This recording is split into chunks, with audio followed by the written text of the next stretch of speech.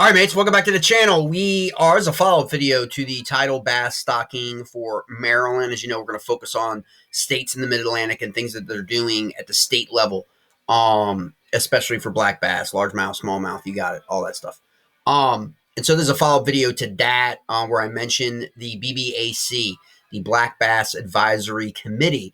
Now, this committee is a 12-member committee that is a kind of the next generation black bass roundtable that states like Maryland had in previous years that would discuss matters pertaining to recreational anglers, tournament anglers, fisheries, developers, all the stuff that we know, state agencies, politicians, all that stuff that we know.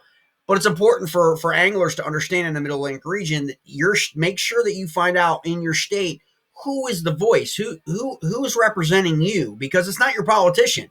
Okay, that stuff ends up getting done before it even gets to them, before they even consider drafting some kind of legislation or bill or appropriation or any of that. And so it's important to understand. So the Black Bass Advisory Committee is a 12-member committee now.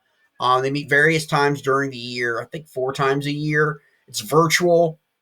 They have to attend. If they can't attend, they have to provide a proxy for them. So there's always, I guess, 12. And then when they make their determining factors, and you can see here where you can find it on the maryland.gov, and you can actually just Google Maryland BBAC. This page will come up, and you can check out. You can also look at the adopted guidelines.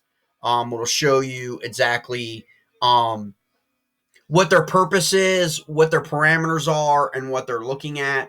And then down here lower, you can find a list of the 12 members. Okay, you can click on that, and their emails are right there. You can contact them. I think there's one tournament director. There's a Bass Nation individual. There's a land and pond management, Chris Fish, from Eastern Maryland. There is Glenn Schultz, I think, who's a retired like game warden, conservation police officer, that kind of thing.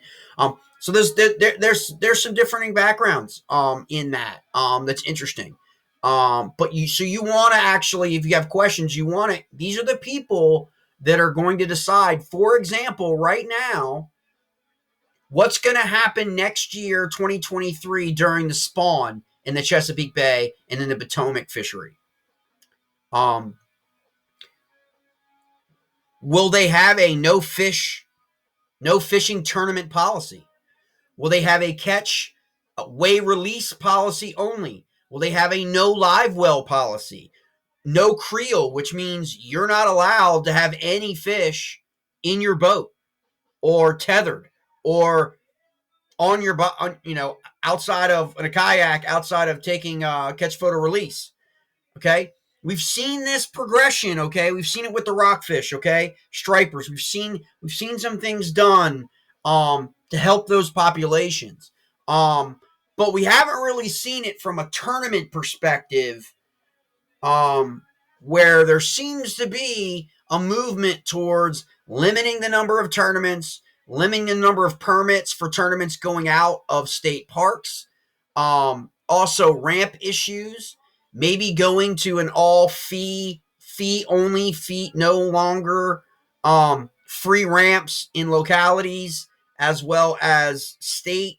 Although some state parks, obviously in some states, you pay to get into, some you don't.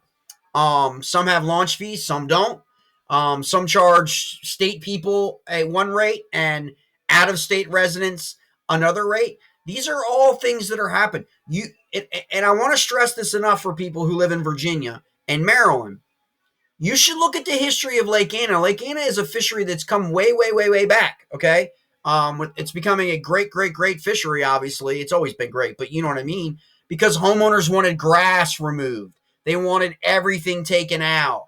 And you're seeing that more and more in lakes in Maryland where developments and subdivisions and developers are pushing back on access to lakes, not owned by the state, okay? And so you want to make sure that politicians are aware, the state are aware, you be involved.